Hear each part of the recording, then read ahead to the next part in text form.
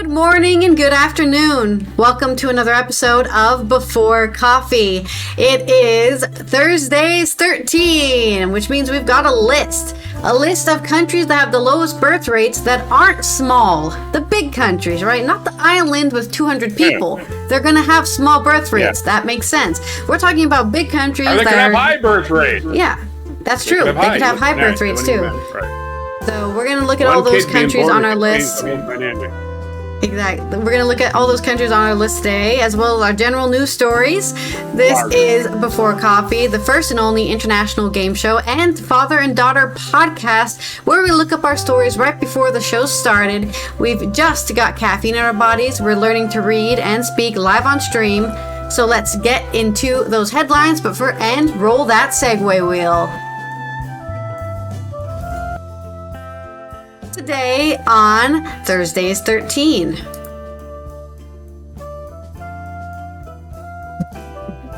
Oh my goodness, something just started playing.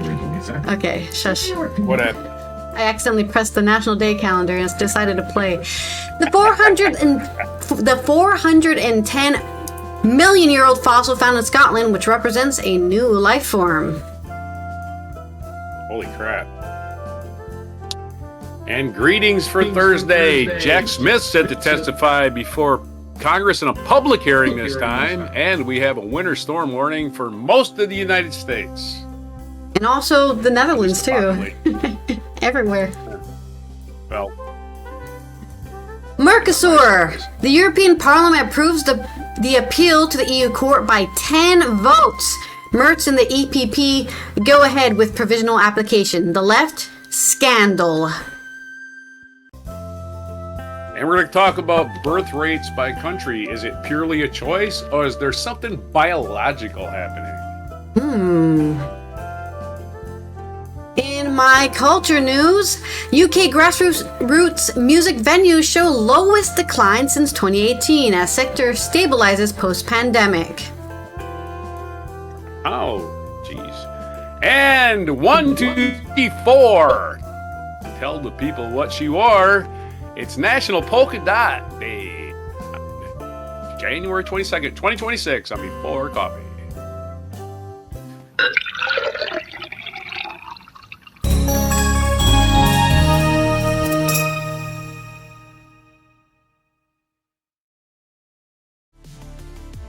Get those polka dots out, or I don't have any I have one dress with polka dots, I think.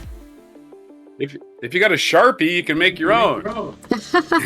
Let me just ruin this dress real quick with a white Sharpie. Yeah, just get an old dress that you don't care about anymore. Just throw it on. It don't have to be a dress. It can be a shirt. It can be a hat. It can be anything. Right? Oh no, I don't have those. Be a pair of gloves. Could be a nose ring with polka dots on it. You know, I'm just saying. A nose ring. Oh, that's a good point. Let's roll our segue wheel for our first stories. It's gonna be a hypothetical. Hypothetically, there could be alien life. Ooh, this is from The Scotsman by the Newsroom. The fossil found in Scotland is neither plant nor fungus, but from its own distinct evolutionary path. I don't know why they put those. You know, fungus are more related to animals than they are to plants, but a 410 million-year-old fossil found in northeast of Scotland has been identified as a new form of life. Another box we can put stuff in. Neither a plant nor fungi, the Protoxetes discovered at the Rhynie in Aberdeenshire, has shifted understanding of the very earliest life forms found on Earth. Earlier, the Prototaxidites was thought to be an early type of fungus, but researchers from the University of Edinburgh and National Museum Scotland have now concluded that it's from a distinct evolutionary path of large complex life which died out around 360 million years ago. So here's the first little protozoa that ever did make energy and consume it, and then it branched out into plant, animal, fungus, right? And then there's a fourth one, this one. The prototaxites was once the largest organism on land 410 million years ago and grew as high as 8 meters tall. We found giants? Striking a rather lonesome figure in the landscape and towering over plants and animals around us. That would be so cool that we have had giants this whole time, but they weren't plants or animals or fungus. They were their own thing. Lead co-author Dr. Sandy Hetherington, research associate at National Museum Scotland and senior lecturer from the School of Biological Sciences at the University of Edinburgh, said, "It is really exciting to make a major step forward in the debate over prototaxites, which has been going on for around 165 years. The picture that they provide it does look like a fungus, right? Like a really tall phallic fungus. But it's actually not a fungus at all. It's not related. They are life, but not as we know it, displaying anatomical and chemical characteristics distinct from fungal or plant life, and therefore belonging to an entirely different evolutionary branch of life. Even from a site as loaded with paleontological significance as Rhynie, these are remarkable specimens, and it's great to add them to the national collection in the wake of this exciting research." The fossil comes from the Rhynie Sheart, a uniquely preserved prehistoric terrestrial ecosystem named after the nearby village of Rhynie. Dr. Corentin Lauren from the UK Centre for Astrobiology at the University of Edinburgh said, who co-led and is the first author of the paper, "The Rhynie Sheart is incredible. It is one of the world's oldest fossilized terrestrial ecosystems, and because of the quality of preservation and the diversity of its organisms, we can pioneer novel approaches such as machine learning on fossil molecular data." There's a lot of other material from Rhynie Sheart already in the museum collections for comparative studies, which can add important context to scientific results. Co-first author Laura Cooper, a PhD student from the Institute of Molecular Plant Science at the University of Edinburgh, said, "Our study, combining and analyzing the chemistry and anatomy of the fossil, demonstrates that prototaxites cannot be placed within the fungal group. As previous researchers have excluded protaxitites from other groups of large complex life, we conclude that protaxitites belong to a separate and now entirely extinct lineage of complex life. Protaxitites therefore represent an independent experiment that life made in a building large complex organism, which we only know about through exceptionally preserved fossils." The fossil will now go on to show at the National Museum Scotland. Following the research, Dr. Nick Fraser, keeper of natural sciences at National Museum Scotland, said the museum was delighted that the new specimen will join the ever-growing Natural Science Collective, which documents Scotland's extraordinary place in the story of our natural world over billions of years to the present day. He added, "This study shows the value of museum collections in cutting-edge research, as specimens collected over time are cared for and made available for study for direct comparison or through the use of new technologies." The fossil will be housed and cared for at the National Museum Collection Centre in the north of Edinburgh. So if you want to go see this giant phallic life form, never seen before on planet Earth, you can go check it out in the museum. Giant phallic life form. That's the way you describe it. That's what it looks like. It looks like a finger. Okay. A giant finger. Just standing in a field. You would think it looks like a mushroom without its cap, right? So that's why I think they thought it was a mushroom, because it looks like it's just the stalk of a mushroom, but it's not. It's not. It doesn't do the same things mushrooms do in order to breed, to live, They just do different things. Is this still where they found it? No, I just said they're moving it to the museum. It's a fossil anyway. It's not an actual... They need to declare it. They need to declare it, hypothetically, they need to declare it a national monument. And since it looks like as you call it, a phallic symbol, name it after Trump, and it'll boost his ego. You think he'll have a prize named after him? I don't think they're gonna do that. I don't think they're gonna do that. It's hypothetical, right? I was hoping they would tell me where the study, where this is, but they didn't say. They're just like, oh, the two people who wrote the study, but they didn't tell me where the study was in. So I guess I can't tell you where to read. Let me do a quick search. Maybe it'll tell me.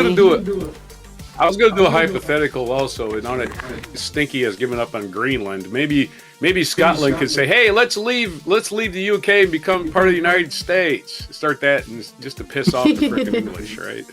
Yeah. All right. I found the study. You can find the study in Science Advances. Just look up prototaxites fossils, and you'll find it there. But it talks all about how. I mean, the abstract says. The first giant organisms to live on the surface of the Earth, represented by columnar, which is just phallic, and up to 8 meters tall from early Devonian period. The hypothesis was if it's not a fungus or a part of a plant, it must be a whole different lineage. And well, because they did science, they found it. They proved their hypotheses true, I guess, or they couldn't find anything to prove it wrong, which is how science works. But pretty cool. Okay. Let's roll our next segue. Maybe you can link a video. Maybe you can link a video for that. So, yeah, maybe we can see what it looks like, because I feel like me just saying a phallic 8 meter tall object is, giving people too many ideas. Limerick. I'm going to write you some limericks about your story. Limericks. We're going to talk about two of the indictments that came down on Stinky the Clown in the previous years came from two investigations from Jack Smith. And this is AP News talking about Jack Smith set to testify today. Yeah, today. Not wait later. I wonder why the Republicans acquiesce. Maybe they just don't care about Trump anymore. I don't know what the hell their game is. I never understand these acquiescers and sycophants. I don't know what their motivation is, other than being blackmailed. AP News has a story. Eric Tucker, Mary Claire Jelinek, Lisa Mascaro, and Alana Durkin-Reisher. Those 4 people contributed to this story. Republicans lawmakers are poised to grill former Justice Department Special Counsel Jack Smith on Thursday, at a congressional hearing that's expected to focus on fresh attention on 2 criminal investigations that shadowed Diaper Donnie during the last year's presidential campaign. Smith testified behind closed doors last month, returns to the House Judiciary Committee for a public hearing likely to divide along starkly partisan lines between Republican lawmakers who think, breaking the law is just fine. Taking classified documents to your house and keeping them in a pool room is just fine and dandy with these clowns. Anyway, back to the story. Republican lawmakers looking to undermine the former Justice Department official. Undermine him. Why are they trying to undermine him? He found a whole shitload of evidence that should have put this guy in prison for the rest of his life. But the Republicans are like, he took classified documents. Who doesn't do that? Nobody does that. Nobody. I would be in prison for the rest of my life if I took one classified document home with me. I would be in prison begging for visitation rights. I'd be like in solitary confinement, wondering what happened to all of humanity. I'd be alone in a cell by myself for the rest of my life if I took one classified document home. By the way, Aldrich Ames just died. He went to prison for the rest of his life for espionage. He died in prison. Okay? Smith will tell lawmakers that he stands behind his decision as special counsel to bring charges against Trump in separate cases, accusing the Republican, Trump's barely a Republican. He's Republican in name only. He's more of a fascist. The Republicans the Republicans would have never nominated if they weren't desperate. They were desperate. Oh my God, Hillary's going to be president. Let's do something. That was their fucking rallying cry. Conspiring to overturn the 2020 election was one of the things he was indicted for, and the other one was hoarding classified documents, which is completely, totally illegal. I don't care what you say your clearance is. You can't store classified documents in your pool house. You can't store them in your frickin' bedroom. They need to be kept under lock and key with constant supervision. That's not what he did. That's against the law. Why isn't he not in prison? He highly classified documents, stuff I'm not cleared to look at, And I would have gone to prison for secret documents. These are top secret. These are the highest level of security. Unbelievable, this country. Unbelievable. Our investigation developed proof beyond reasonable doubt that Stinky the Clown engaged in criminal activity. If asked whether to prosecute a former president based on the same facts today, I would do so regardless if the president was a Republican or a Democrat. No one should be above the law in our country, and the law required that he be held to account. So that's what I did. The hearing is unfolding against the backdrop of ongoing stinky administration's retribution campaign, where he's basically investigating anybody who's a political opponent. He's investigated. He's opening investigations against the governors of Minnesota, the mayor of Minneapolis, and the mayor of St. Paul. And all those people want is your stupid fascist Nazi Gestapo out of their city. So I don't know how long Republicans can keep up this charade as if they give a shit about this country, but they obviously don't. They only care about protecting one person. So, basically going to cut off the story. This is basically old news. We already know. Hell, they tried us about a minute and a half, and yeah, here's the evidence. Where's your defense? Oh, we don't have a defense. Okay, go to prison. That's what it would be. I mean, again, this country is just turned into a banana republic. We are run by the stupidest people, as evidenced by Trump's speech yesterday, where he just made up a conversation he had with Macron. He just made it up. Just made up a conversation as if nobody's ever going to check. Wow. Anyway. Just makes shit up every fucking day. And we sit here and go, what can we do about this? You know? What's wrong with you Republicans? Jesus Christ. Can we have a country again instead of this bullshit? All right, sorry, I'm way off on a tangent. Is that it?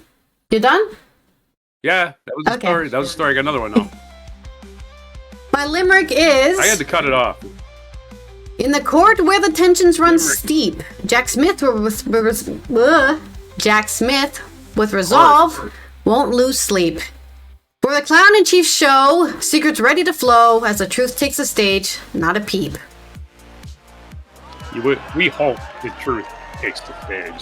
I have absolutely the whole limerick is sarcastic. Anything. So yeah, they obfuscate and cover up like they always do. Because hey, why should we give up any power we have, even though it's built on complete lies? Our other stories about the weather, which, you know, the stupid people in this country thinks the government controls the weather. It's like, if the government controls the weather, wouldn't they give us good weather? I don't know. So again, the stupid people in this country will never get over being stupid. The old comedian saying is that you can't fix stupid. Stupid has its own little thing that it just keeps repeating in its own brain over and over again. And if you argue with stupid people, as Mark Twain said, you won't make them smarter. They will just drag you down to their level and beat you with experience. That's what Mark Twain said. Massive winter storm with damaging ice and snow. In south, heavy snow from Texas to northeast will affect over 230 million. That's basically 2/3 of the country. A major widespread long-lasting winter storm will hammer parts of the south, Midwest, northeast Friday through Monday. That's starting tomorrow, with potentially damaging ice and heavy snow for millions of New England and Texas to parts of New England. New Mexico and Texas is going to get nailed. Hey, Ted Cruz, time to go to Cancun. This storm will lead to widespread dangerous travel, and a destructive south ice storm could lead to long-lasting power outages and tree damage. We're talking to you, Texas. Get ready. You're all going to freeze because your power grid sucks. The storm has been named Winter Storm Fern by the Weather Channel, according to the weather company forecasters. Fern, they gave it a name called Fern. What a harmless name. Could affect over 230 million people in the U.S. with snow and ice, 2/3 of the nation's estimated population. Either heavy snow or ice is forecast in 33 states and a storm from Arizona to the Midwest, South, and New England. Winter storm alerts have been issued from the National Weather Service from the Southern Rockies to the East Coast, covering dozens of major cities, including Dallas, Houston, Nashville, Charlotte, Cincinnati, Pittsburgh, Washington, D.C., and Philadelphia. I wonder why they didn't include Baltimore, right? Yeah, Baltimore's going to somehow dodge it. No, it's going to hit Baltimore. Impacts are expected to be most severe in areas where the winter storm warnings and ice storm warnings will eventually be issued. Pay attention to the timing of these alerts. The Weather Channel app. There's an ad for the Weather Channel. This is from the Weather Channel, by the way. I didn't even give them a site though.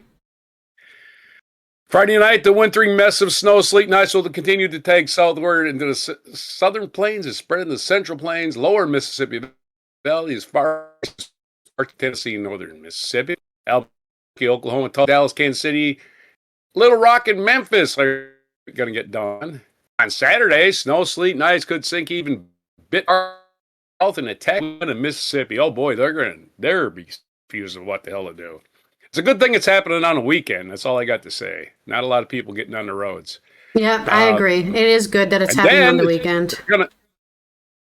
It's gonna slam the Ohio valleys, Kentucky, Tennessee, West Virginia, and parts of the Carolinas, and perhaps northern Georgia. So yeah, we're gonna be right in the middle of it.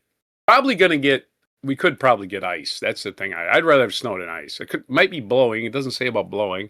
The wintry on Saturday night may sag even farther south towards parts of Texas, Louisiana, central Mississippi, northeast Georgia, and South Carolina. Snow will spread mid-Atlantic states, intensify further west in the Ohio Valley.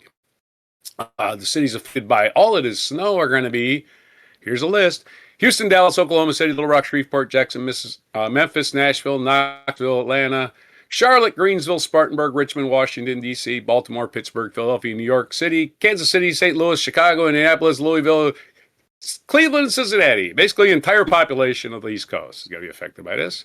Wintry precipitation will end in Texas Sunday, Oklahoma, and Lower Valley. We're not going to list all the cities again, but it's going to be a weekend storm, and hopefully the road's clear for Monday, so everyone go back to school and go back to work. There's your story about the big storm headed for everybody. Yeah, like I said, it's even heading here. People are like, it's going to snow again this weekend, so it's just hitting the whole northern hemisphere. Just the whole that polar vortex we talked about last year. You know, the polar vortex breaking up is what's happening. Yeah. It's splitting up and sending things farther south. Yep. As far as it can go before it melts, basically. My limerick is, winter has come. Oh, what a sight. With an ice storm that chills through the night. Frosty winds howl and wail as snowflakes dance in the gale. In the blankets of white, the world's wrapped tight. Because you do want to be wrapped tight. Make sure you put plastic over your windows or something. I don't know if it's going to be necessarily super cold.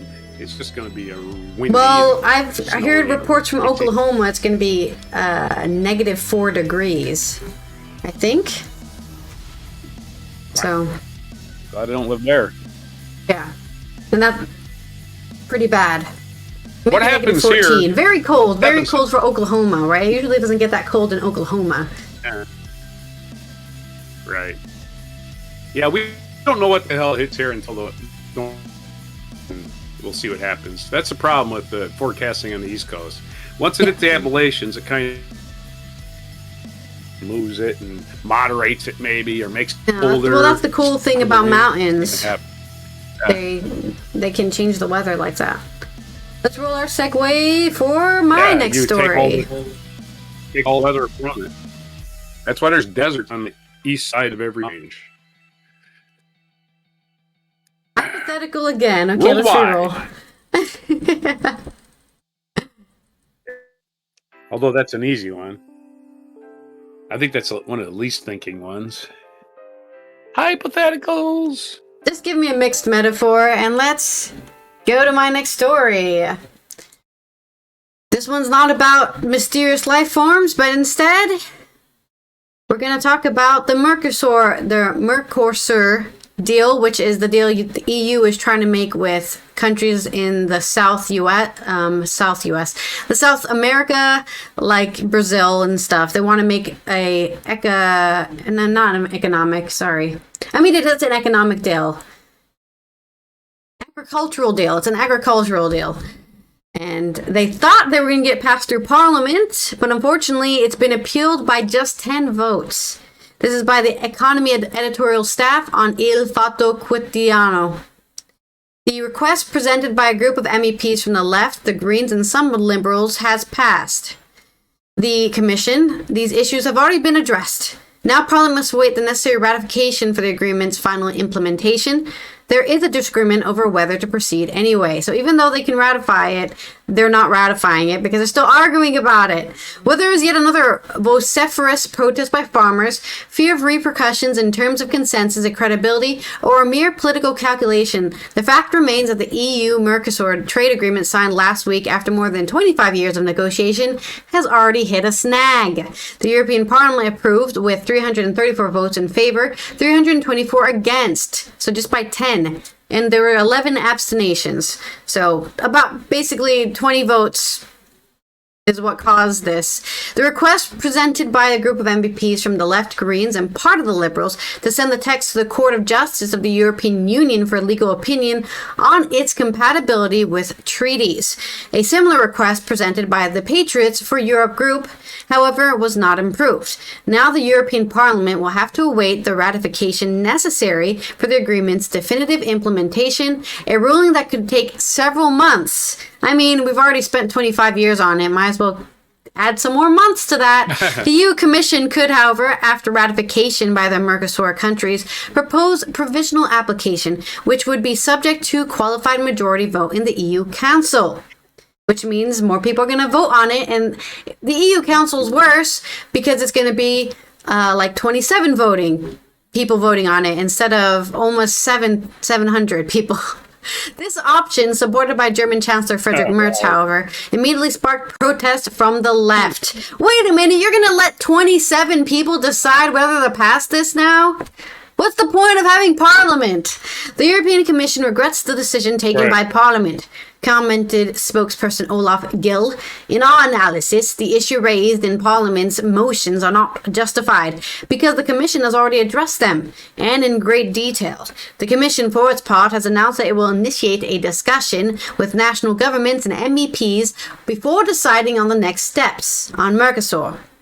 Brussels defends the legal framework of the agreement and the limits on health and environmental safety, reiterates that the texts were negotiated and signed in full compliance with treaties, and recalls that it has worked in close cooperation with Parliament and member states. We've literally covered all of the loose ties. There's nothing else to cover in this 25-year treaty.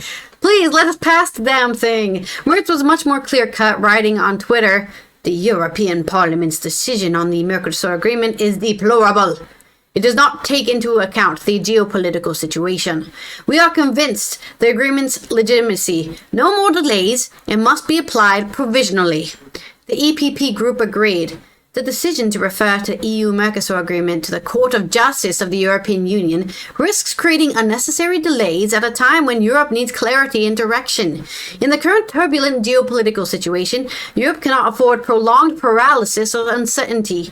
We therefore call for the provisional application as it could improve predictability and create business opportunities in the South American region for European businesses and citizens, the People's Party added. That's right, let's invest in Southern America, put all our businesses and our money in Southern America, and then the U.S. can have its little pity party up there. For Manon Aubry, co-president of the left, any move by the Council and the European Commission to promote the provisional application of the agreement would amount to yet another democratic scandal.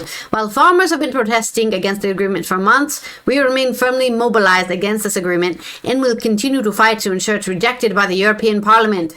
Well, it doesn't matter because they've already accepted it. So you can't re-vote for it again. You've already voted for it. French Prime Minister Sébastien Lecornu also welcomed what he called an important vote that must be respected. X for a do-over. Giorgia Meloni's green light, which came, I think, 2 weeks ago, we talked about it, came after much hesitation, was crucial for the agreement's approval. However, the Italian parties in the governing majority were divided over the appeal. The Brothers of Italy and the Forza Italia delegations voted against its referral to the court, while the League supported it. In the opposition, the Democratic Party voted unanimously against halting the agreement, while MEPs from the Five Star Movement, AVS, expressed their support. Also noteworthy was the vote in favor of appealing to the court by centrist MEP Sandro Gozzi from the Renew Party, elected in France and sensitive to the transversal French state stance against the trade agreement. Yeah, because let's not go about the French farmers again. More generally, within the EPP, there were 43 defections, primarily from Poland, France, and Hungary, who voted in favor of the postponement against their group's line. Ooh, good drama in the parliament! Within the Socialist Party, there were 35 defections driven by the French and the Romanians, which, yet again, the French are like, farmers! who also favored the postponement, unlike their leadership, who was like, let's pass this thing. The Liberals were split, with 24 votes in favor of postponement and 46 against. That's not split. That's pretty obvious majority. Split would be like 24 and 36, okay? 46 is double the previous number. The ECR was also divided with 35 MEPs in favor, including the large Polish delegation, and 39. See, that's a closer divide. 35 versus 39 in the Polish delegation against, including the Maloney group. The Patriots, the left of the European Union, and the majority of the Greens were unanimous in favor of the postponement, with the exception of a few German and Danish MEPs. So what happens now with this 25-year treaty that can't pass? As a result of the positive vote, both the legal basis of the EU-Mercosur Partnership Agreement, or EMPA, and the Interim Trade Agreement, ITA, will now be examined by the Court of Justice. Is everything we're passing in this bill not breaking anything else that we already have passed? There's no contradictions. We're not going to be removing people's rights and stuff like that. The European Parliament explained in a statement, pending the court's opinion, the European Parliament will be able to continue examining the text, but will have to wait for its publication before it can approve or reject the ITA. The latter agreement, which concerns an exclusive EU competence, is subject only to ratification at a union level and will require both the consent of the Parliament and the final approval from the Council. It will cease to apply once the EPA enters into force. So it's just something, an adjustment. It's there to be an adjustment into the EPA. That's why it's called the interim trade agreement, right? So they want to start trade as soon as possible, but they're not expecting the EMPA to be able to be instantly ratified and instantly be able to go into force. So they have a trade agreement to slowly ease into the new trade agreement. Outside the European Parliament building in Strasbourg, farmers welcomed the decision with joy because they can stop the agreement for another few months, I guess. Victory! The protesters exulted after the European Parliament vote. They arrived in the Alsatian capital with tractors to reiterate the sectors opposing to the agreement with the South American bloc. The demonstration, concentrated on Tuesday, which was, I believe, the 20th of January, the eve of the vote, involved at least 5,000 farmers from the 15 member states, including Italy, with Confagricoltura, Coldiretti, and SIA, as well as Spain, Romania, Poland, Belgium, and France. Interesting, there's no Dutch farmers there. The demonstration, announced by the French National Federation of Farmers Union, FNCEA, is formally supported by the Copa Cogeca, which we've talked about before, the body that brings together the main European agricultural organizations representing the interests of EU farmers. So, according to them, all the EU farmers do not want this deal to pass because for reasons including, we're going to get worse trade deals for our goods, right? They're instead of being able to sell our potatoes to South America for 10 euros a pound, we now have to lower it to 7. I'm going to make less money, and stuff like that. There's other things in there, like, they're going to have potatoes that are full of worms, and they're not going to be following our regulations, and they're going to have dirty potatoes. These are all the things the farmers are saying. I don't know if they're actually based on any facts or founding, but that's their argument, why they don't want this deal to be passed. Meanwhile, the Mercosur countries, albeit at different times, are working to quickly ratify the agreement with the EU because they want to have a trade deal with Europe. Argentina is aiming to be the first of the 4 nations in the bloc to have it approved by Congress. Ultra-liberal President Javier Milei has included the issue on the agenda of the extraordinary parliamentary sessions, which began on February 2nd, or which will begin on February 2nd. The executive branch is aiming for rapid approval before a start of an ordinary session in March, according to La Nación. In Brazil, Luiz Inácio Lula da Silva's government is working to have it considered at the beginning of the legislative year in February, according to O Globo. In Paraguay, however, the bill is not expected to be debated before March. Meanwhile, Uruguay, despite the lack of official date, both the majority and the opposition have expressed their willingness to expedite its consideration. Because yet again, they've been waiting 25 years for this to pass. So I'm sure they're very excited, and Sadly, it's going to be another delay, but I'm sure all the lawmakers did their due diligence and made sure they're not countering any treaties that they already have, or any laws that they've already passed, or any regulations, and that there's no chance, right? It's not dead in the water. It's gonna go. That's my political opinion, anyways. There's nothing to stop it, farmers. Sorry, you're gonna have to accept the fact that you're gonna be trading with Brazil, Paraguay, Uruguay, and Argentina. Hello? Yeah. Sorry. Okay, so I got a mixed metaphor. Yes. Getting the EU to cooperate on anything is like herding cats into a bottleneck. There's your mixed metaphor. I mean, it's a lot of countries with a lot of different pause. perspectives, right? So you're 100% right. It's very difficult. But, I mean, it's amazing they didn't give up. 25 years. I don't know. 25 years of people arguing about this thing. Probably different parliamentary, different MEPs, right? Different people going in and out of seats. And they finally got it passed. I'm getting an inkling of idea why the UK left the EU because of this kind of stuff. It's like, we can't push through anything, so we're giving up. Right? That's the way it is. The UK actually got a lot of favoritism in the EU, and they got a lot of the stuff they wanted. And I still don't understand why Brexit happened. That doesn't even matter. That doesn't matter. You understand that a rich guy showing up at a party with a bunch of poor people, and the rich guy doesn't get everything he wants, he's going to be the first one to leave the party. Yeah. Right? If he just gets one thing he doesn't want, he's leaving the party. Fuck this. I'm rich. I can leave. So that's what England did.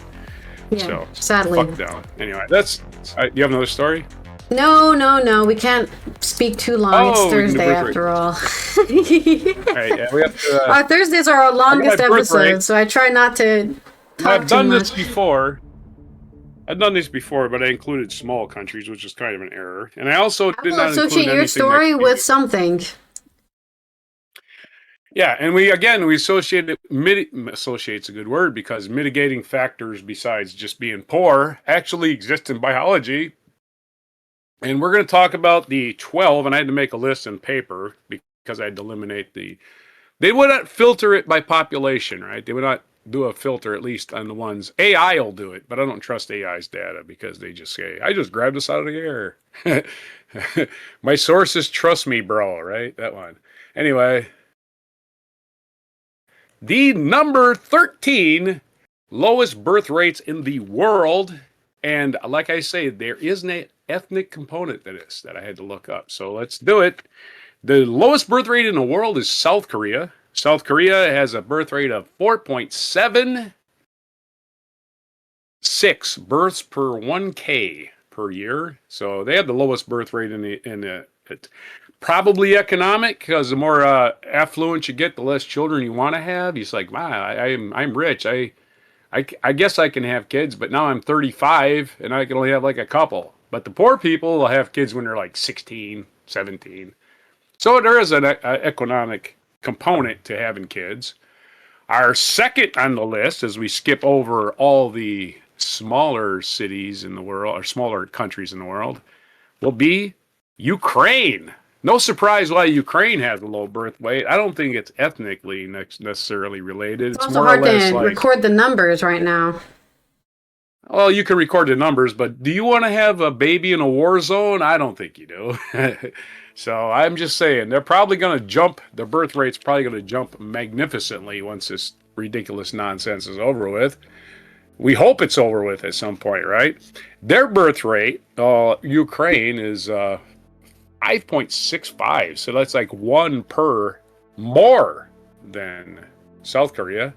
And as we go to populated countries, our third in line is Japan. As we're going to Asian countries, almost exclusively, it seems like here. As number 3 is Japan at around 6 per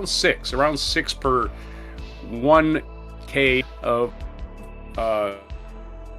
female population, live births per female population. So 1,000 people, 6 gave birth in Japan. That's kind of how that statistics. 1,000 women, I should say, because men unless some weird ass bizarre thing I haven't seen, can't give birth. And number 4 is China. As we stay in Asia, no surprise, China has a low birth rate. They've basically made it government policy. But there is a genetic component to this. I did not know it, but I had to look it up. Number 5 is Italy, as we get Europe for the first time. Italy, not surprisingly, probably tied to their location, which they along with the factors, because Italy at around 6.47 per thousand is at not their location being a peninsula with port cities, and they were the first country to get really hit hard by COVID, at least as far as we know, because China was not going to give us their data. And that would put Italy at number 5. Number 6 is Greece, place we've been. Greece has a low population growth and low birth rate, 6.86. And they are at number 6. I don't know what the reason for Greece would be. Struggling economy. People can't plan ahead because of uncertainty, economic uncertainty. And again, perhaps a biological component. Spain comes in next at number 7. Speaking of biological components, Spain again with, I don't know. I think, again, it's more, again, if you got a good economy, if you got a large economy, you're managing your money better, you're managing your resources better. I don't know how great Spain is at that. And I think there is, again, to this tiny, at least a bit of ethnic component to it. And I'll get to that later. Belarus, 6.93 is the next one on the list. Russian satellite state, basically. So 6.93. We don't even know if they report things accurately these days, but we'll just throw them on the list because that's where they are. Number 9 is Laos, one of your neighbors of Vietnam, right there by Cambodia, Vietnam. Laos, 7.39, another Asian country on our list. That's 1, 2, 3, 4 Asian countries out of the 9 we've listed. Number 10 is Latvia, former Soviet satellite. And actually a part of the Soviet Union. They only became a country in the 1990s. Latvia's birth rate is 7.39, and that puts them at number 10 on the list. Number 11 is another former Soviet satellite that was part of Yugoslavia, called Bosnia and Herzegovina, which for some reason one country has 2 names. And they also have a birth rate that's lower than average at around 7.272. And our next country, another Soviet satellite. Poland. Poland was a Soviet satellite at one time. Their economy's improved, of course, because they're no longer part of the Soviet Union. Of course, they're being threatened probably. I'm sure they're on a map that Vladimir Putin has in his den, right? You look at, there's Poland. Here's what we do with Poland. Once we get done with Ukraine. I want that so badly. Please let me have it. No statistics on. I've been Russia. Let Strangely Putin enough. spray him with the water bottle, like a cat. Yeah, like the Wicked Witch of the West, or the East in this point. In this scenario. The Wicked Witch of the East. Or somebody, yeah, or land. Yeah, you can definitely Poland. land a house on him. That you can do that too. Poland lands at 12, and that's Lithuania, another former Soviet satellite, lands at number 13 with a, holy crap, 7.81. And they actually tied with Finland. So Really? again, Okay. what's the overriding? Okay, so now we're going to reverse the list for some evidence. Click the arrow at the top and reverse the entire list and get the countries with the highest. Okay. They are Central African Republic, Chad, Somalia, Niger, Democratic Republic of Congo, Mali, Angola, Afghanistan, Tanzania, Uganda. You are seeing a trend. All of those countries, except for Afghanistan, are in Africa. And it's like, oh my God, Africa, they're just having people because of it. Economic component to this. Yes. Because even in the United States, African Americans give birth to twins at a higher rate than any other people Really? on the planet. That's why. Africans give more live birth to twins. Doesn't matter if identical twins or fraternal twins. The Central African twins country everywhere, of yeah. right. Let's give an example. The Central African country of Benin, the highest national average of twinning with a whopping 27.9 twins per 1,000 births. If we go to Benin on the chart here, you'll see that Benin is probably pretty high on the list. I mean, it is. Take my word. All that countries are. And that, to me, is the genetic component of it, right? Yeah. Even if you have high infant mortality in your country, you have better chances than, say infant mortality is 49% in your country, that's right? a lot. That's really high. Twins, but twins have beaten the infant mortality rate because one of them is bound to survive, right? So I'm just saying, and that might be the reason why they have so many twins, because their infant mortality is so high. And also the skin cancer rates in places like Australia, and it's not among the Aborigines in Australia, it's among the white folks. Those are also higher because, again, our hot planet is going to make it unlivable for people with skin like me, you know. Even though I'm part African, my brothers, like my brother Larry, would not tan. He would turn black. Like, he wouldn't tan. He would almost completely turn black. Yeah. I didn't do that. I have the low melanin skin. I just burn. So, yeah. So, again, there's an ethnic component and there is a socioeconomic component. So, there's your story. Hopefully it wasn't that long. And that's just given the reasons for these breaks. The reasons for it are not just one. No. And it's always been the problem. Find people's motivations and their conclusions that they reach. And this is, as a troubleshooter, this is my profession for over 30 years as a troubleshooter, never look for just one cause, right? Because what happens a lot of times is something goes wrong, reaction to that thing going wrong is the wrong answer, and it causes a new problem.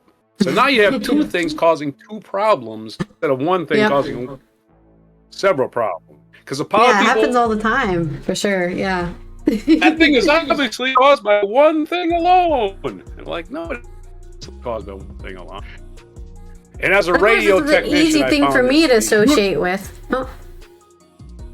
Universally true, by the way, is somebody calls up with a problem with the radio, I would ask them, after experience, okay, what did you do next? What did you notice first and do next? Because a lot of times they will leave out a lot of shit that they did.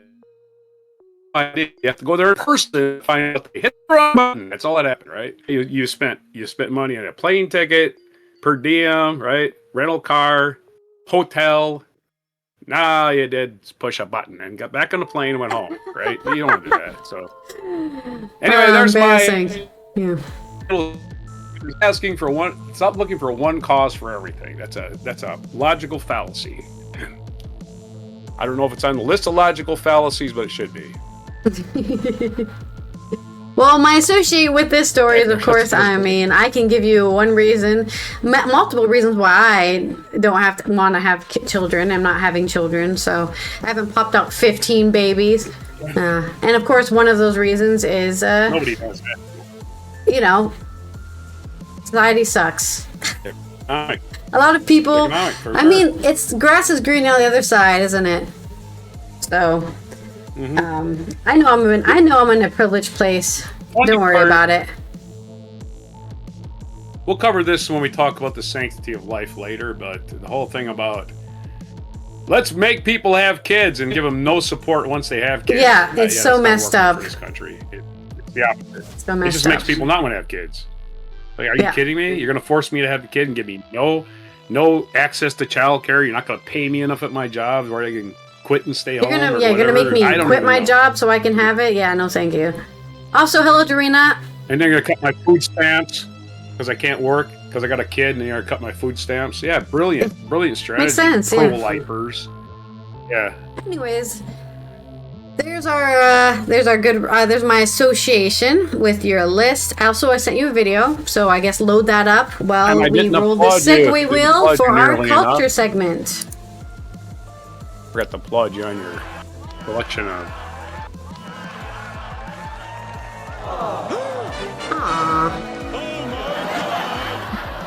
Non sequitur. That should be easy enough for you to do. Just overdoing it. That's all. Okay. Secular. Thank you, Dorina. I was inspired to be goth today. Our next story is coming out of Culture News. We're going to talk about the decline in venue shows, grassroots venue shows in the UK, which means that it's stabilizing post-pandemic. Woohoo! More places to watch that one cover band of that really weird band that you like, and they...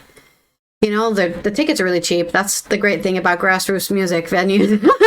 Laura Snapes has this story from The Guardian. The number of small venues shrank by just 9 in 2025. So that means 9 closed down in 2025. But more than half of them reported making no profit, while employment in the sector dropped almost 22%. I know, that sounds awful. The number of grassroots music venues in GMV and in the UK shrank in effect by just 9 in 2025, the lowest rate of annual decline since 2018. 30 venues closed permanently between July of 24 and 25, and 48 ceased functioning as grassroots music venues, citing financial viability, change in ownership, or eviction of redevelopment. So instead of being grassroots music venues, they became a bar or something, right? They still exist as a venue, but they're not grassroots anymore. However, 69 spaces that previously ceased operating as GMVs returned to the sector. So they left, became a bar, became a closed store, and they were like, you know what, this sucks. Let's go back to what we were doing before. The figures suggest the stabilization of the sector 5 years on from the pandemic, according to Music Venue Trust, MVT, annual report. It generated £76.6 million of revenue in 25, although more than half of the GMVs, 53.8%, reported making no profit in the period, with the average profit margin being just 2.5%. A total of 38% of GMVs are now not for profit. They just want to make a place you can play music, and they don't care about making money, which is nice and valuable for society. You don't always have to be making money. Employment in the sector is also down by almost 22%, a significant drop from 30,885 to only 24,242 people working in the sector, with venues citing national insurance increases for employers as the principal cause of job losses. The MVT said the majority of venues are one financial shock away from crisis. Additionally, the MVT said its emergency response service dealt with a record number of appeals from venues facing financial insecurity, neighboring planning applications, and pressure from music licensing bodies. Ugh, gross. Not the music licensing bodies being like, you need to close down your venue. We want to buy it from you, and I don't know, put my Lady Gaga in there. The MVT also called for the government to legislate. Yeah. Rather than just back the introduction of the grassroots levy, in which UK arena and stadium shows add £1 to all tickets to create a fund to support grassroots music venues. Oh, that's cute. Currently, the scheme is voluntary, but they want to make it required? Okay. Some venues, including London's O2 Arena, as well as artists, including Sam Fender and Katy Perry, have independently added this £1 to their ticket prices. But Guardian report found that Live Nation... Oh, come on, Live Nation. Don't do this. Which controls 66% of the UK's major event ticket market, has not taken the pledge. In a statement, a spokesperson told The Guardian that it supported the aims of the levy and found it encouraging to see artists they worked with opting in. But the UK is asking them to actually make it mandatory, but they're not doing it. The MVT also called on the government to enshrine the agent of change policy in law, meaning that any new development being built next to an existing live music venue must handle its own noise protection. I'm building an apartment next to a very popular night scene venue, and I'm going to complain that they're noisy all the time because I'm a hypocrite and an idiot. Additionally, it asked the government to continue to work to reduce barriers to touring after Brexit and makes sure that funds, including the Music Growth Scheme, support grassroots talent. Under its own auspices, the MVT said it would expand its frontline venue support team and emergency hardship fund, which provide advice and money to prevent what is called avoidable closures. It said it would also immediately invest £2 million into programs designed to reduce operating costs, raising efficiency, and improve the experiences of artists and audiences. Its live line touring program is proposed as a fully funded solution to the root cause of the touring crisis, covering venue costs, reducing risk for promoters, and guarantees artist fees. The MVT also drew attention to how undeserved many areas of the UK are, even by grassroots tours. Sorry, underserved, not undeserved. Underserved, as in they don't have any venues, right? No grassroots venues for anyone to play at or for people to go to. For people, no entertainment.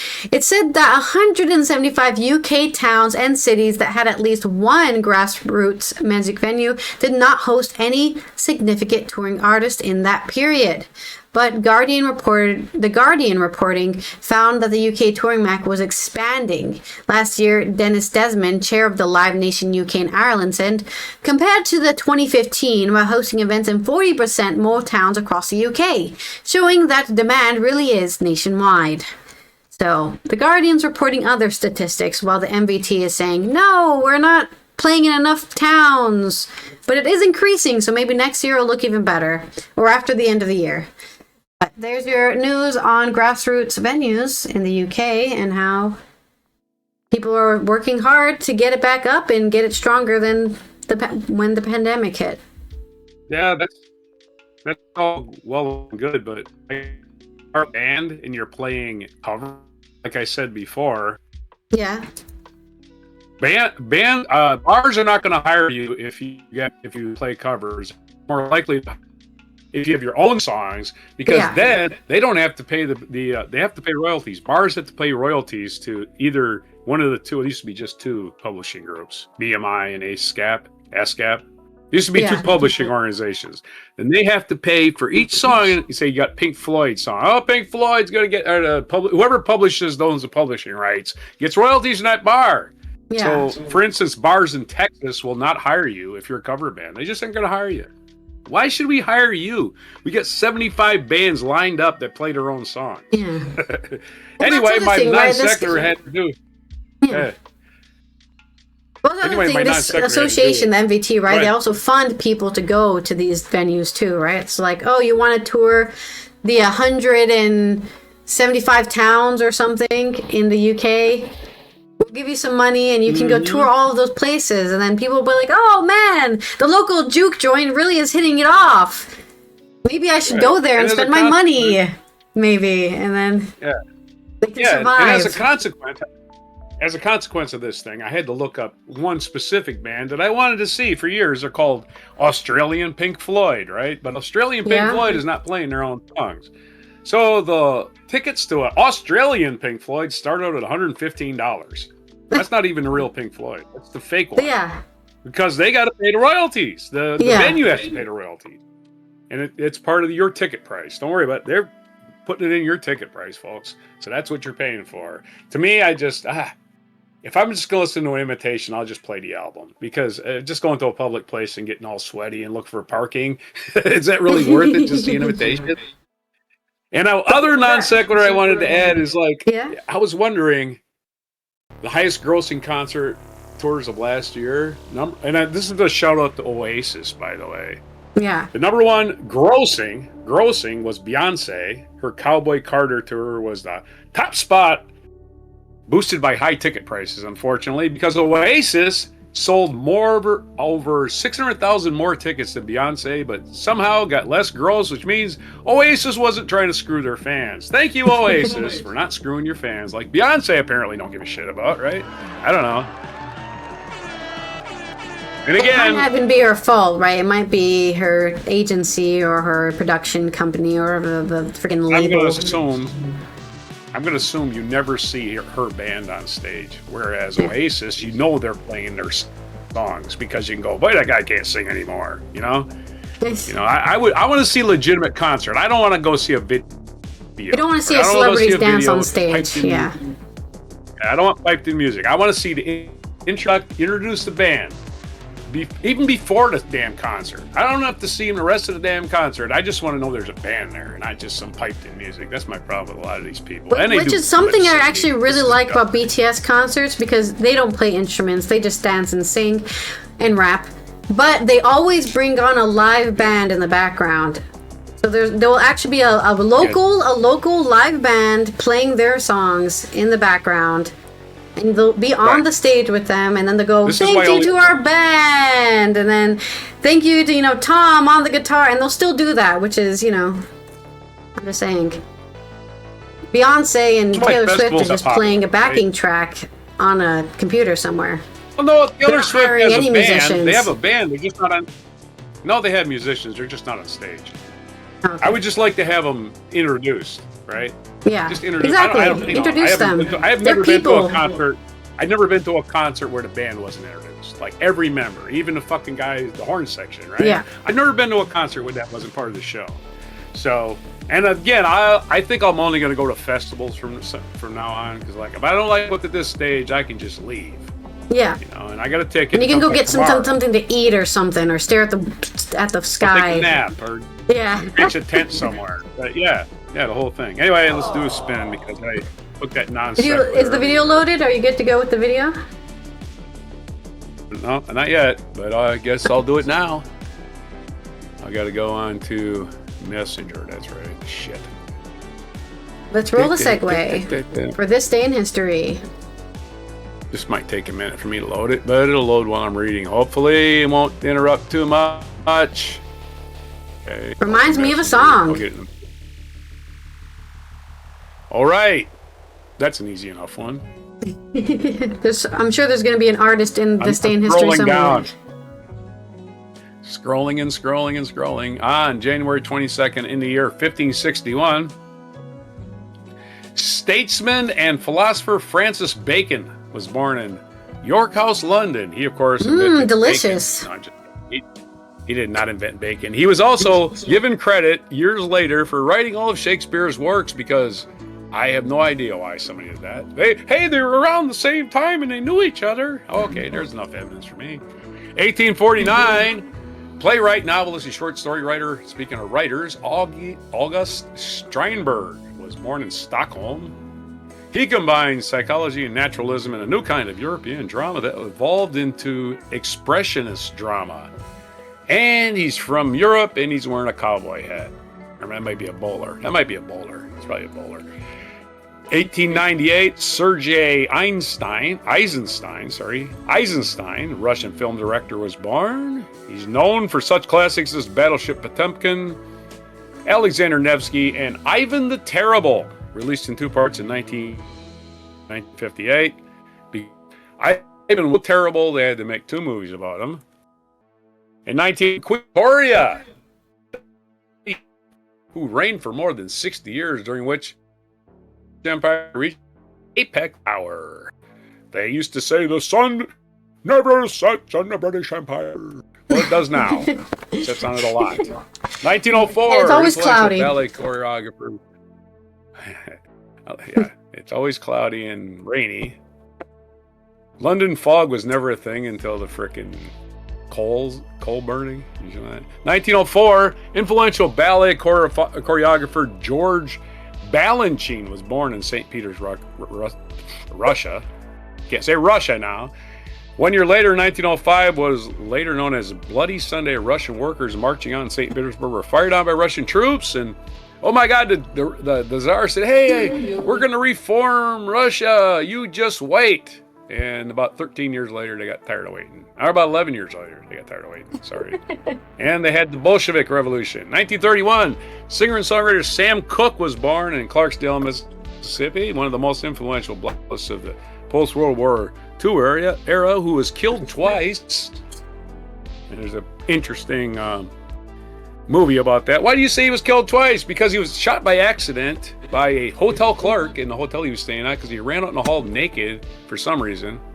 And she thought she was a threat, so she shot him. And then, of course, they slandered his name, which is what the right wing does in this country. When you die, they slander you. We've seen recent examples of that. People that can't defend themselves. Was the character in Oh Brother, We're Out There that they meet at the crossroads with the guitar? No. No, that was a different guy. No, Sam Cooke. There was nobody in Oh Brother, We're Out There that was actually a living human being. That was a work of fiction. Okay. There's the old bromide of I think it was Robert Johnson, learning how to play. That was Robert Johnson. Oh, okay. Learn how to play the from original Satan or member, whatever. 27, original member of the 27 Club, Robert Johnson, who supposedly did that, sold his soul to learn how to play guitar. But then the Brother Wore Out, though, is like, yeah, you know, it's kind of borrowing on that legend or whatever. You can, but it definitely isn't Sam Cooke. Sam Cooke was a legendary crooner, songwriter in the 60s. Okay, he died in the 60s. Robert Johnson died in the 30s. This is a whole different generation. Mm-hmm.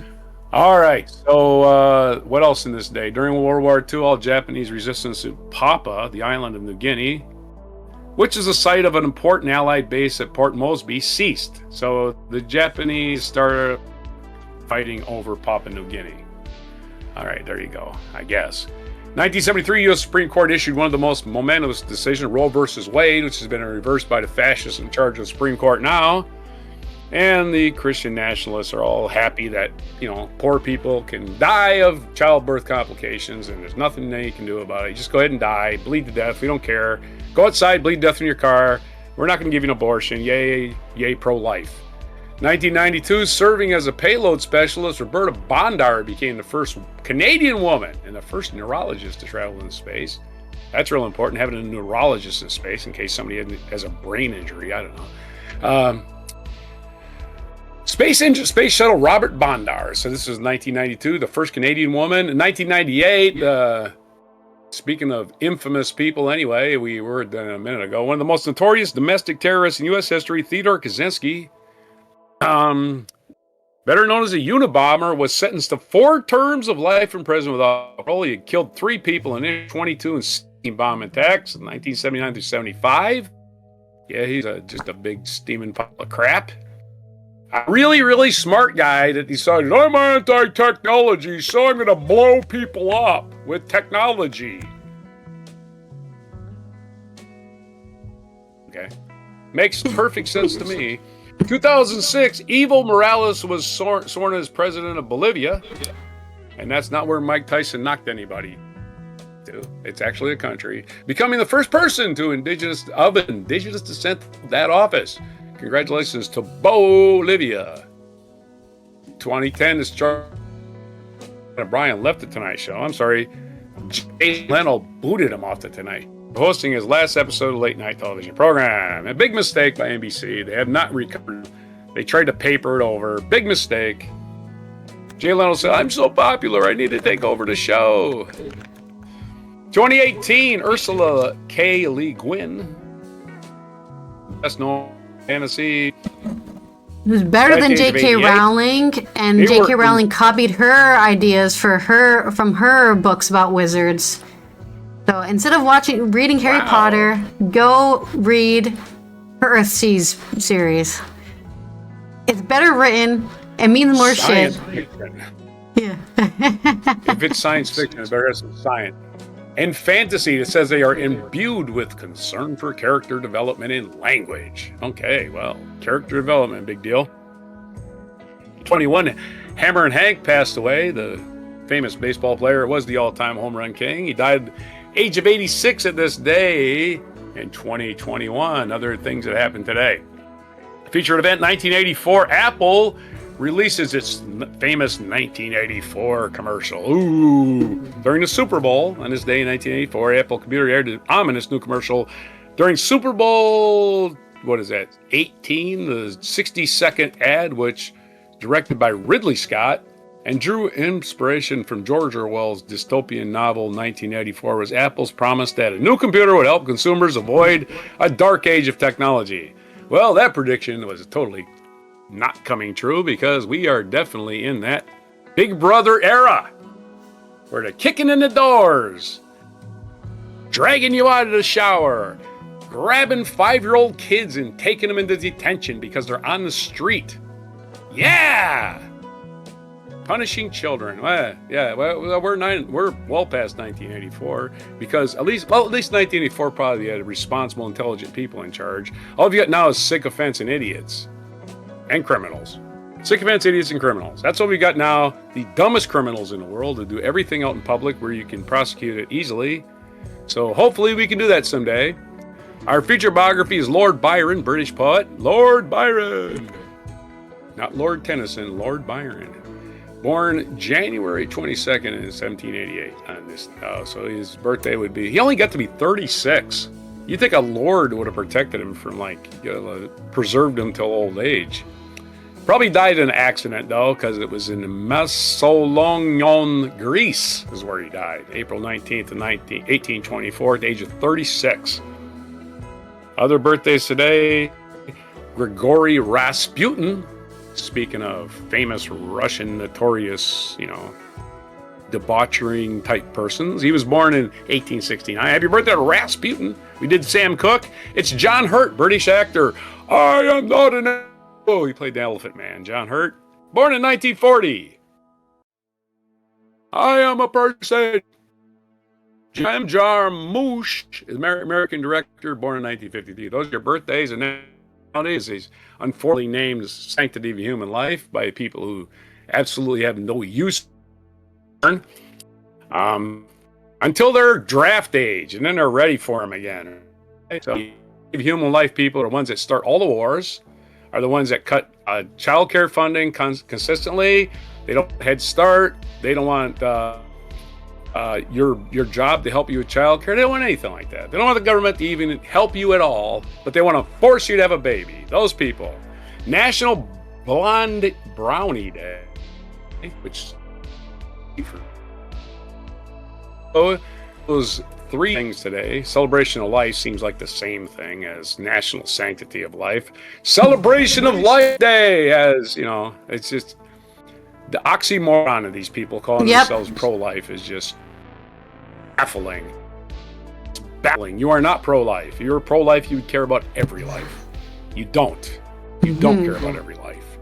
So stop pretending you do pro-lifers. You care about controlling women. That's what you care about. And that's your things for today. So everything, your mispronunciations, your limericks, your silliness, and your, I not reference the price of silver, but I can do that soon. For today, January 22nd, Thursday's 13, January 22nd, 2026 on Before, Blonde Brownies. Yay, Blonde Brownies. Go get that tooth decay going. Make it a point. Yeah, hell yeah. Okay. The song this reminds me of, since we talked about Le Guin has this, I think it was more of a short story called Those Who Walk Away from Omlios, which is a story about how society runs perfectly and everyone's happy as long as one child is sacrificed every year, right? So would you be happy living in a perfect society if you knew there's one kid, one human being being tortured for the rest of their life to keep that society running? That's the question the book asks. BTS released a song about this.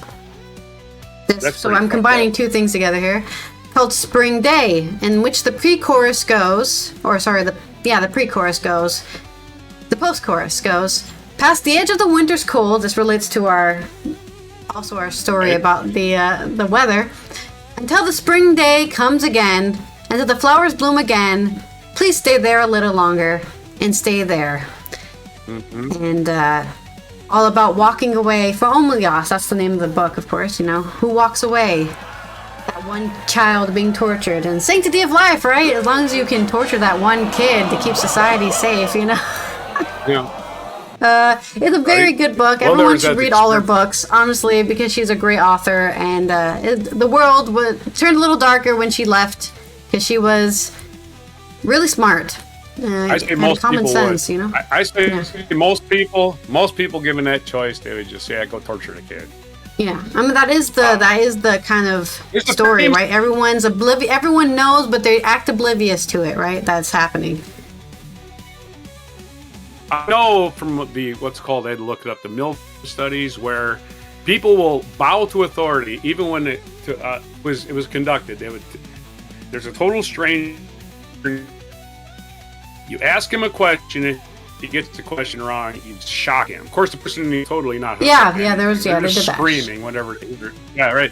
They see a light go on and they scream like uncontrollably, like I'm being tortured.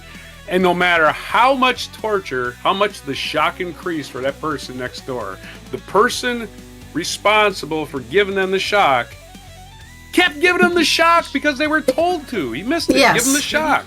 So That person has authority. bow to authority, even though they're gonna possibly torture somebody to death. So that's already been. I mean, human behavior has already been studied to that concept. So we know they would choose the kid being tortured 10 times out of 10. I mean, this is almost universally. They would just keep doing it. It's like, oh, maybe they just knew it was fake, right? I don't know. There's always that possibility. The control group just didn't even know, right? But The people know that they're in a study, so they just want to make sure the study doesn't fail. But they don't know. Then you never tell the people what they're studying about you, because when you're studying psychological human phenomena, you can't. You're gonna mess up your entire data set if you tell them, "Hey, we just want to make sure you'll torture people." So yeah. Yeah, you have to put brain monitors on them to study their nervous system. You have to lie to them and tell them why they're there, and then they think, well, I don't want to mess up their study. It's a whole thing. But anyways, that's my song, Spring Day by BTS. That's what reminds me of. And Le Guin, go read all their books. Yet Some again, people just still fool no themselves into international thinking it's not days real. or weeks going on until I think 2 days from now. So actually, when is that? Hey, a lot of people On in this Saturday. country So we'll talk didn't about know. it on Friday. We'll talk about on Friday. There's finally going to be a UN International Day on Saturday. But this has been Allison A lot here. of people in this country.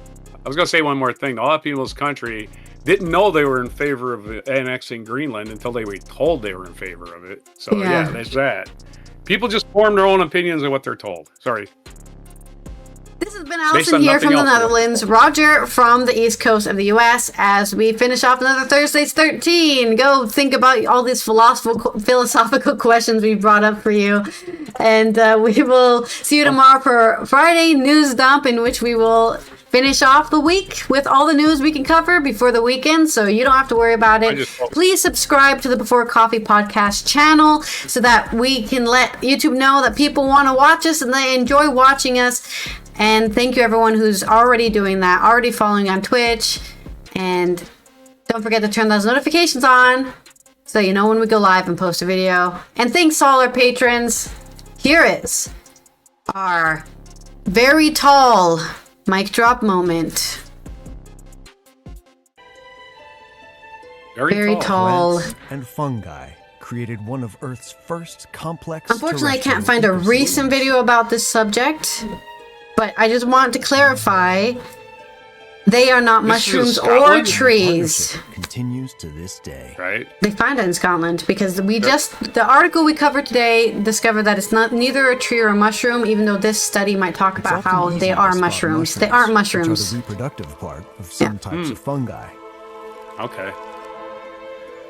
But the study came out yesterday. I remember where we can't see them. We need to go to the part of Scotland that has trees, because this part has trees. With a fungal partner, I wanted to go to the north, but the plant roots being intermingled we didn't have with time. fungal filaments. And these wrap Gotta get themselves up around earlier. the plant roots and form these intimate associations. I gotcha. So this isn't a fungus. Yeah. I think they're going to talk about fungus, but really the fungus we're talking about isn't fungus at all. So vital, but they're similar. 90% of plants living today are dependent on It's a them. plant. No, fungus isn't a plant either. Fungi, because for the No, most no, part, this they thing live is a underground, plant. whilst plants grow much taller and are more obvious. It's not an animal. But some fossil evidence It's its own new genre of life. That's what I talked about in my article, is that they've discovered a fourth thing. Whatever. Intelligent life. Yeah, it might have been intelligent. Fungi are intelligent. They communicate with their mycelium. But this is the Poxototalis or whatever. I can't say the word. 120 million years. Yeah. These were the More than 8-meter just phallic breeding here. objects right there. Utterly astonishing has happened. But that's why they thought they were trees at first, right? Because they were so tall, like trees, but they don't share the same biology with trees. And the study they just uncovered yesterday, right? So nobody's made a video about it. They discovered that they don't proto-taxonomy. biology of mushrooms either, right? They don't have the same biology as mushrooms either. Standing over 20 feet high. But they're Reproduce huge. by releasing spores that are carried by the wind. Scotland also used to be the same landmass as Appalachia. Yeah, they used to be. That's why Appalachia's there. That's how mountains are formed. They crash into two plates, crash into each other. That when the Thank you. fossils were first discovered There's a in fossil. 1843, I'm talking to you. I'm talking to everyone watching. what they were. I know, it's like I go to It was science a very class. strange and odd thing when people found it was shaped like a chunk of wood. I say the same thing to you, But man. when they took a much closer look, It looks like a tree wrapping itself they around some discovered fungus. Is what it looks Yeah. incredible. And that's why they had to pass the study to figure out what the hell it is, because it's not a tree and it's not a fungus. Like, look at that, right? It looks just like the tree rings. Cells. Instead, we found a mass like. It's a floor polish and a dessert topping reminiscent. Yeah, delicious. He creates, for the best shine you ever in my tasted. mind, one of the most bizarre prehistoric landscapes That's from of Saturday all. Night Live. Because there's nothing like it today. Maybe there is something like it in the ocean Proto-taxonomies somewhere. dominate the landscape. The deep Mariana Trench. Plants, by Are we sure contrast, are still cacti tiny, are related? measuring just a few think inches so. or less. They shoot up like that. They shoot up like that. I think Out they of studied nowhere. them and found that they have the same cellulose as Things plants. everywhere. All right. I guess we'll see you tomorrow. I'm not a biologist, but I know they did their science. Not any kind of ologist.